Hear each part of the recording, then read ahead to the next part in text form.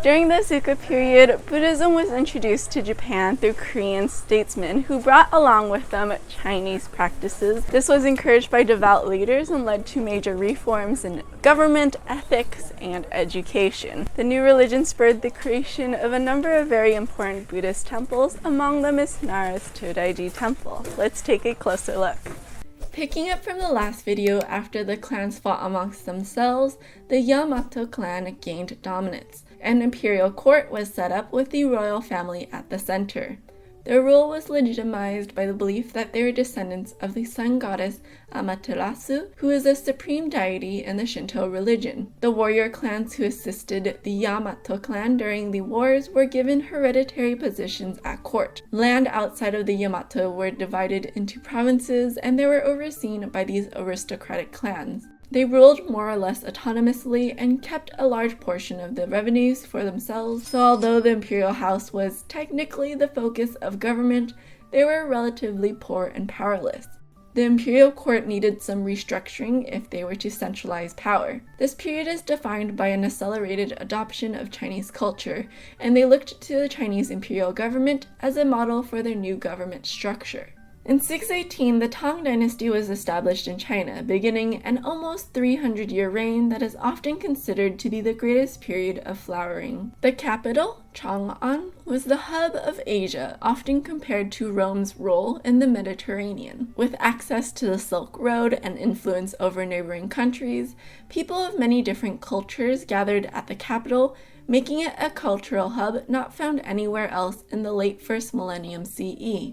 Japan was certainly not the only ones who highly regarded Tang China, and they were interested in Chinese administration, bureaucracy, medicine, feng shui, Confucianism, and writing. Active exchanges with China prompted major political, educational, and ethical reforms. This included Japan's first constitution, based on Confucian principles. With new techniques and technologies in building and casting metals, there was a greater knowledge for more sophisticated architecture and sculpture. New techniques and ideas in media and writing led to more developed painting, decorative arts, music, literature, calligraphy, and poetry. The Chinese imperial system was a bureaucracy of officials with the emperor at the center.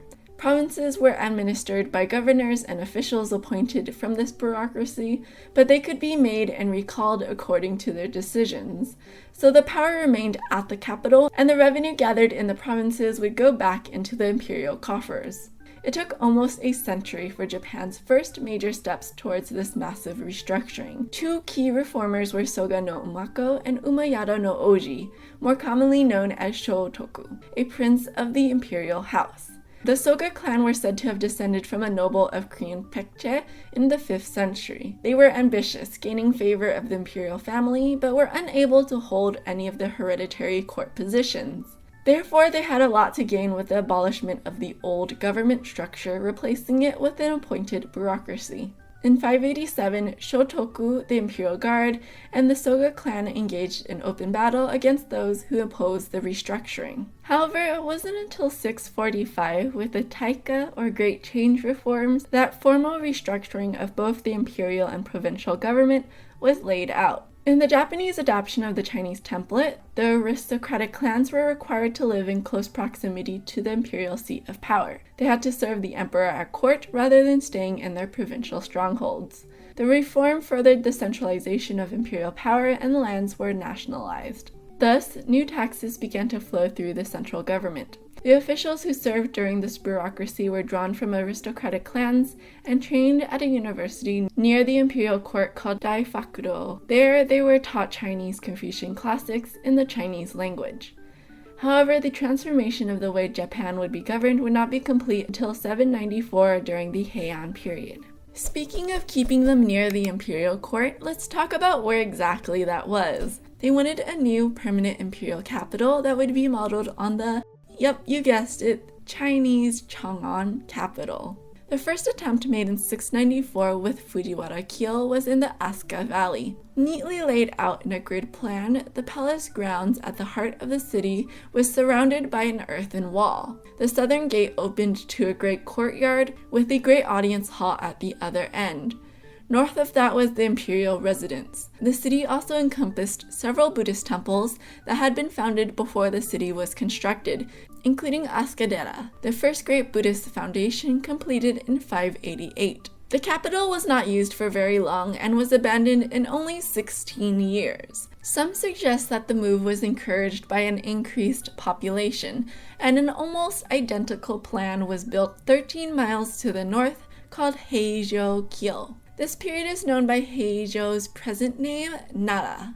The streets that divided up the city were larger and more spaced apart than they were in Fujiwara, and the palace enclosure was at the center of the northern perimeter, as the imperial palace was in Chang'an. The Shinto and Buddhist temples were re-established in the new capital, and an outer capital was built in the footholds to the east to accommodate the rebuilt Asuka-dera. The capital lasted longer than Fujiwara-kyo, serving as the capital for 84 years. One of the reasons often cited for the next move is that the government wanted to place some distance between the imperial seat and the principal temples that had gained quite a lot of influence. Buddhism originated in India and spread to China through the Silk Road as early as the 1st or 2nd century CE. According to Chinese historical records, Buddhism was introduced to Japan in 467 during the Kofun period. However, the official introduction of Buddhism to Japan is dated to 552 in the Nihon Shoki.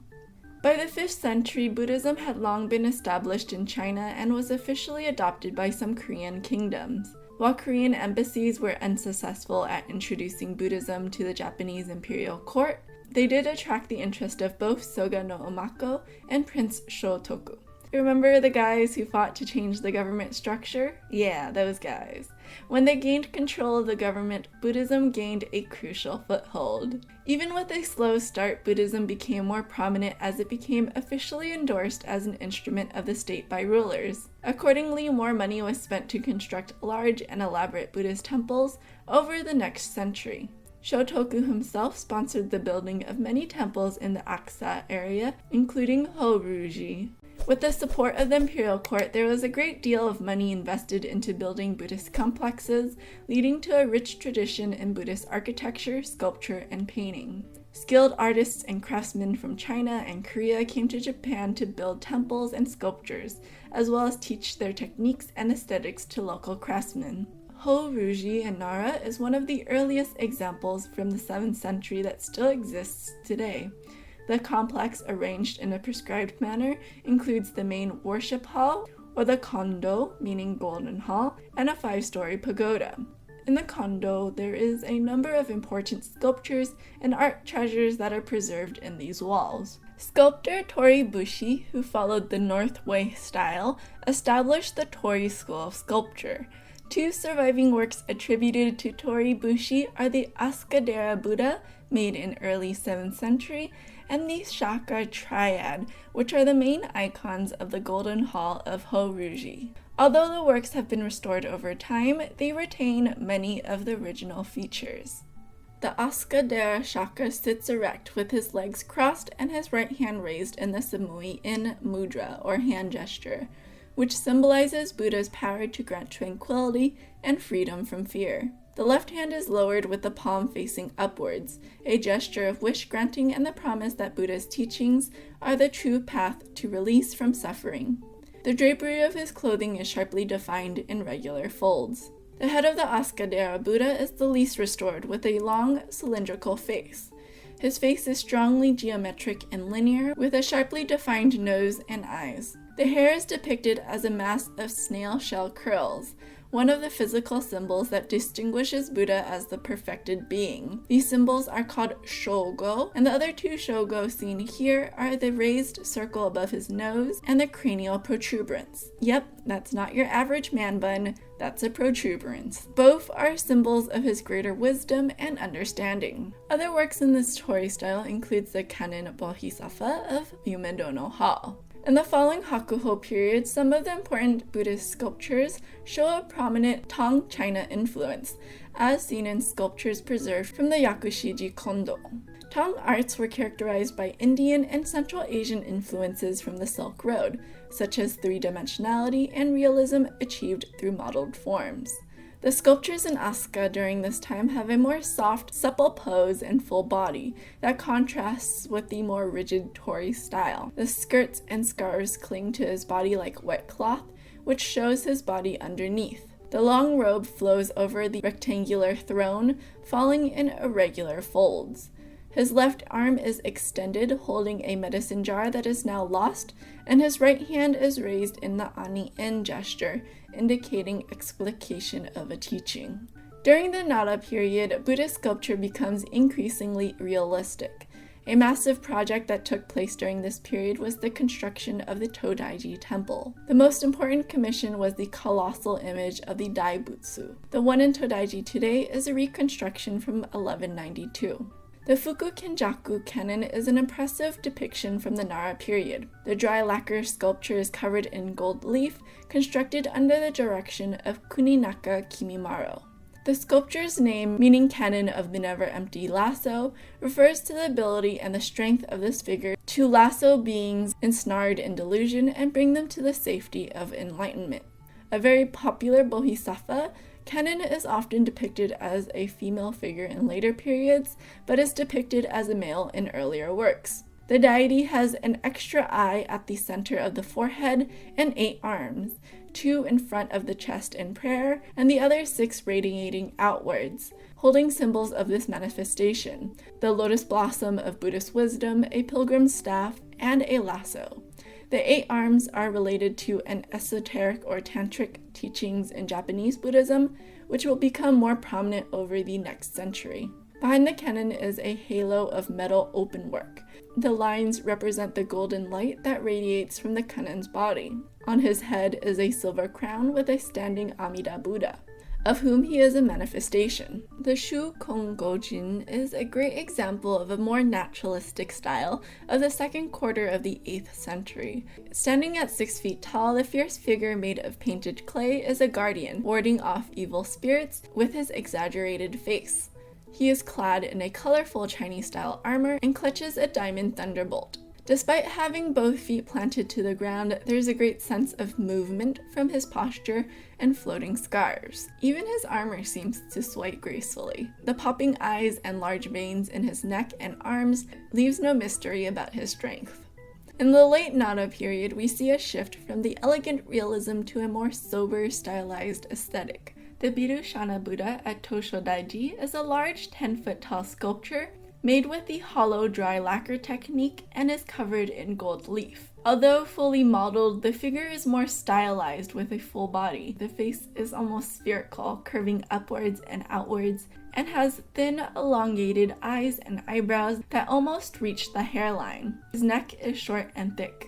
In contrast, the drapery of his robe is thin and delicately falls in irregular folds across the torso and the lap. Behind him is a wooden halo covered with hundreds of tiny seated Buddhas and their attendant bodhisattvas, emphasizing his position as the universal Buddha. The Nara period drew to an end when the imperial capital moved to Heian.